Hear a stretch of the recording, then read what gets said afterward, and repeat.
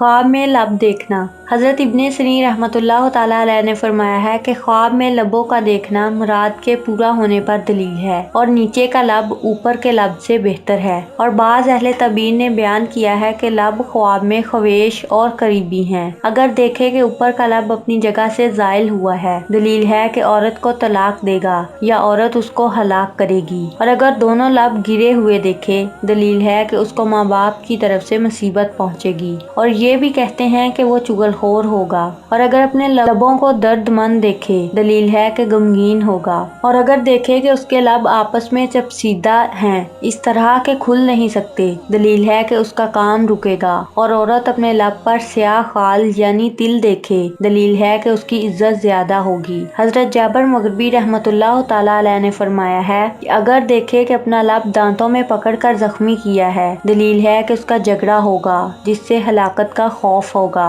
और अगर देखे कि उसके लब सूजे हुए हैं, दलील है कि उसका माल ज्यादा होगा। और अगर देखे कि उसके लब सुर्ख हुए हैं, दलील है कि हाकिम बनेगा। और अगर देखे कि उसके लब सब्ज या सफेद हैं, दलील है कि दोस्तों की वजह से गम खाएगा। और अगर देखे कि उसके लब कमजोर और ज़ईफ हैं, दलील है कि उसका हाल बद होगा। हजरत जाफर सादिक अलैहिस्सलाम ने फरमाया है कि ख्वाब में ऊपर का लब लड़कों और नीचे का लब लड़कियों पर दलील है।